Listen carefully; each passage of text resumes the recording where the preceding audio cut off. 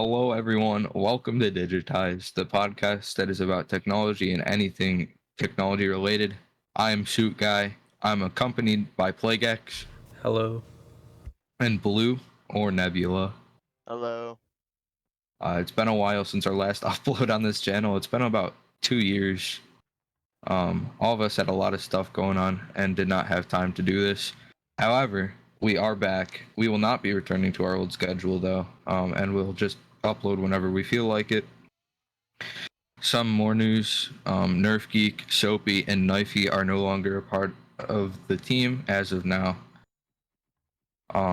Starting with the episode. This episode is on FNAF and other similar indie games. FNAF stands for Five Nights at Freddy's and was made by a game developer named Scott Cawthon. There have been 8 mainline games released, with a ninth being created and a DLC for an existing game currently being made. There are also 4 spin-off games, along with a movie that is coming out October 27th, 2023, and a series of books that have already been published. I personally have been interested in the lore of this game, which is very convoluted and then off for a while. I've been reading up on it.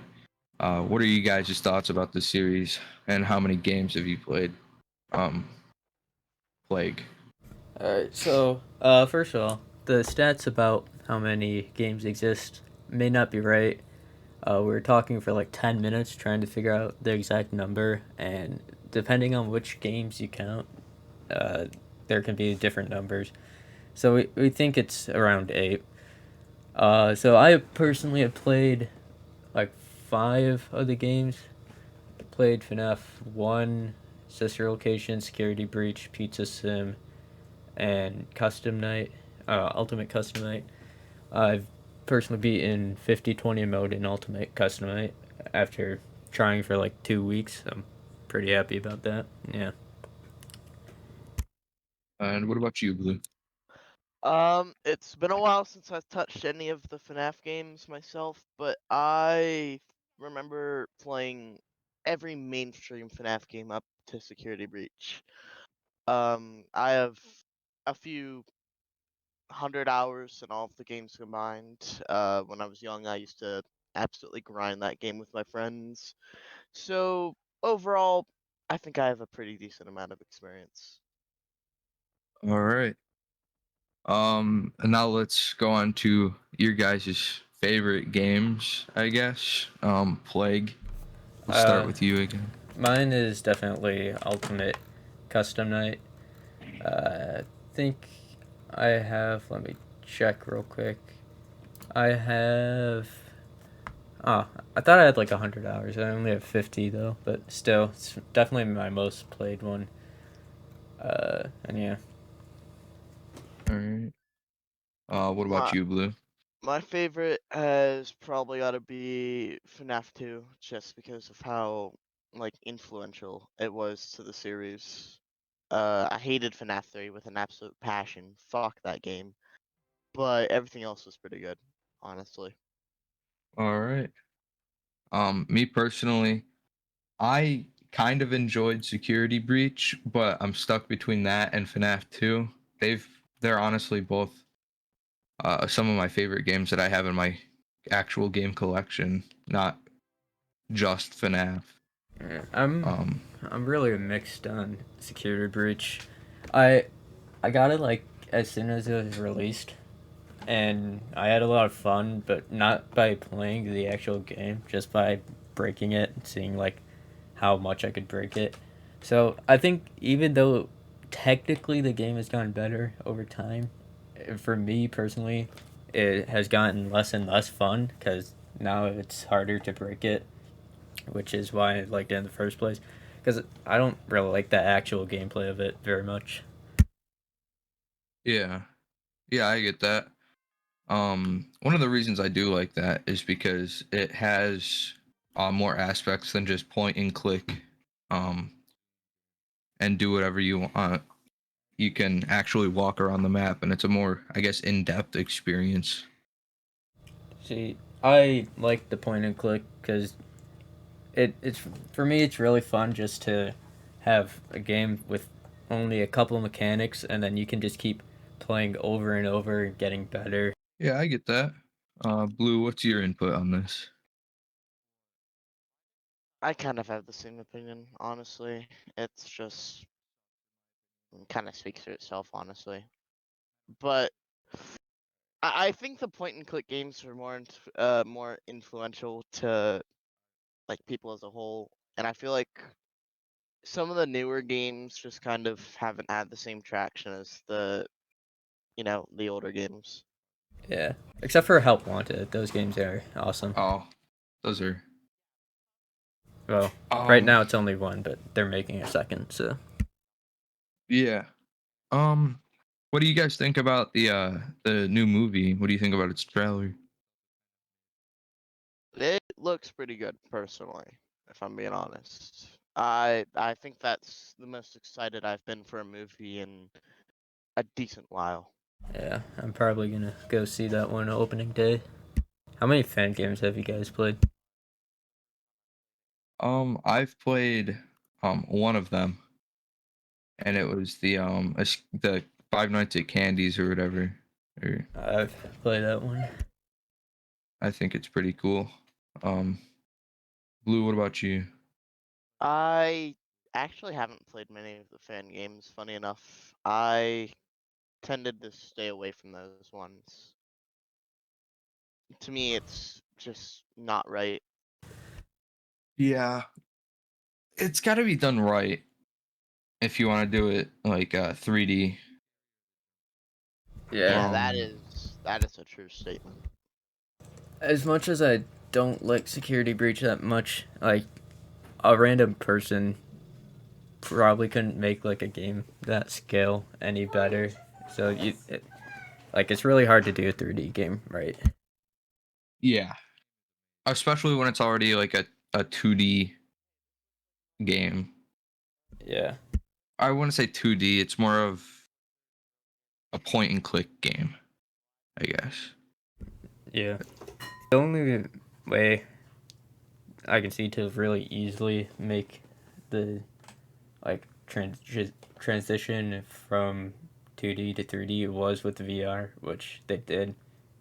Yeah, I think the upcoming VR game is going to be really good, or at least I hope so, because the first one was awesome. It had every aspect from the original games, along with some new ones that you obviously need in VR, Yeah, and and a couple new game modes. Steel Wool as a company is like made by people who mostly do VR. What's your guys' opinions on the AR game? I played it once and I hated it. It's, It's not fun in my opinion. It's just spinning around, looking like an idiot, and then yeah, not getting scared at all. yeah, I agree with that. It was I kind of mid. I actually have not played or seen that game yet. That is Um, the one thing I have not done. Five Nights at Freddy's Special Delivery. Yeah, basically you stand up and then look through your phone and it uses AR and stuff to show the animatronics running towards you, and then you press a button and shock them, and that's it. That seems fairly basic, but Yeah. also just kind of what it's supposed to do, I guess. They're they add like a bunch of skins for the animatronics to that game, and so there's official like St. Patrick's Day Freddy, I think. That's like actual official and not fan made, and like a Yeah, bunch of other weird things. I also think it added a lot of unnecessary um gameplay mechanics as well. Like I don't feel the need to have animatronics running around in my house when I can just play the game on my computer, have it run a lot better, and still be able to do the same things. It FNAF didn't need a mobile game other than just ports of the actual games. Yeah. What other indie games have you guys heard of or have interest in? So there's one indie horror game. It's called The Garden of Banban. It's incredible. Uh,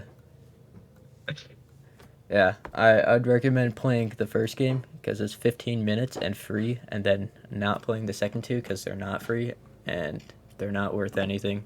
It's made by these two people uh, who saw FNAF and like Poppy Playtime and stuff like that, and then wanted to make a lot of money. So then they released the first one. It's extremely ugly. It's like a tech demo, and then on the like screen after you beat the game, as soon as the game released, there's already a link to the Steam page for the second one, and also a link to a merch store on the main menu before like anyone even played it. Like it released with that, and then they rushed out like the second one in a month, and then the third one after another month, and they're all terrible. And the two, all three of them, you can beat in under 2 hours. So the paid ones, you can just beat them, then refund them. And they got really mad about the creators got really mad about that. But unless they make an actual good game that is longer than 2 hours, they can't do anything about it. Yeah. That's another case of it's got to be done right, or just don't do it, Yeah. because you end up with a a, a crappy game that is just going to be memed on, and you're not going to really make money from it because people are just going to refund it Yeah. after playing. Have you played any non FNAF indie horror games that have actually been good? Yes, I have. Oh, which one? Give me if I can remember the name of it.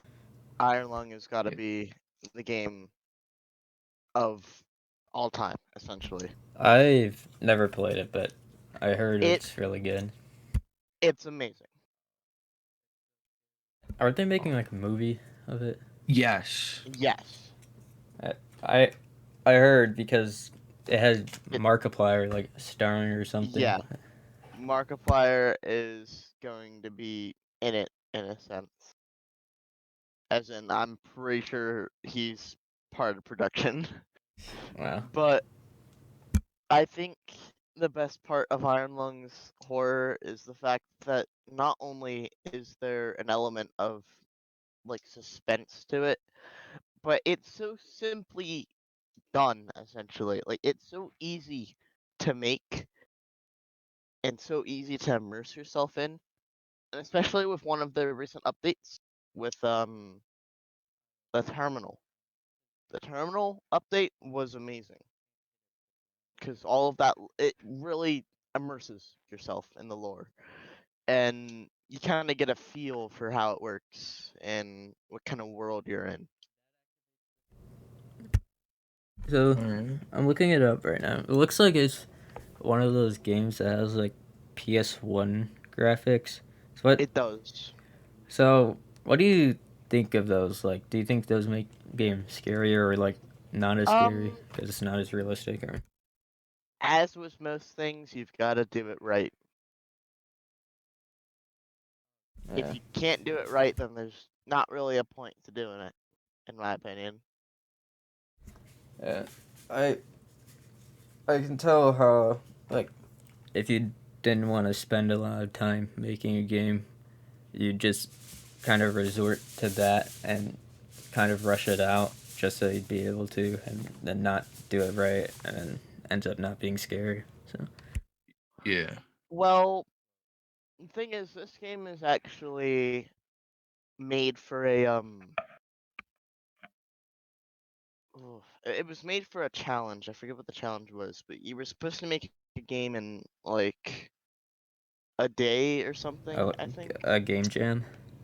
Yeah, it was a game. It was a game jam, but it was oh, I forget what it was. I forget what it was for, but it was actually really good off of the beginning. and now they've been releasing updates for the game. It's I don't know. It's just amazing, in my opinion. But probably gonna have to play that. I actually have played two other indie horror games. Outlast. Outlast is honestly a really good game. It's horrifying, but it's great. I've And heard of Outlast. Never it's played it. so basically you're in like an insane asylum, and it's horrifying. Uh, And then another one is Scanner Sombre. Um, it's made by the people that made Prison Architect, which is pretty cool. I have never played or heard of that game before. Scanner Sombre, not Prison Architect. I've heard of that, but I'm looking it up right now. It looks really weird. So it uses like a LiDAR system, and you have to map out where you're going and stuff. And I don't know, it's pretty scary because you don't know what's in front of you until you map it out with the gun. And it's kind of the same element as Iron Lung. With Iron Lung, you're stuck in a submarine with no windows, and the only thing you have to view in front of you is a camera in the back of the submarine with I don't know, it's like retro technology essentially. Yeah. Plague, what indie horror games have you played other than the FNAF ones? I've played. It's not really a horror game, but SCP Secret Laboratory. Because, I mean, technically it's horror, but it's multiplayer with voice chat and stuff, so it's kind of hard to make that scary when you have like 5-year-olds screaming in your ear constantly. Yeah. And then also another SCP game, SCP Lab Rat, which is the original SCP game, Containment Breach, but in VR. That one also isn't scary. It would be, but there are just so many bugs. Like, you can barely play because you just glitch out every like half second. So Yeah. probably would be scary if that wasn't the case, though. Deceit is another one. Ooh. Yeah, that's a good one. I'm just looking at a Steam page. Apparently, Deceit 2 is able to be wishlisted. I actually would like to bring up a game that I think fits into the indie horror genre, but it's made by I think it's a AA type of game studio. Are you guys familiar with Fake Fish or Undertow games? Yeah, Undertale, yeah. Yeah, well, they made a game, and this game might be familiar to you. It's called Bear Trauma. Oh, And I thought you were talking about like Undertale, like Toby Fox, not a game company. well, Bear Trauma, in my opinion, is a pretty good I think it's a pretty good horror game for its genre in a sense. And I think that the way it works fits well with its art style.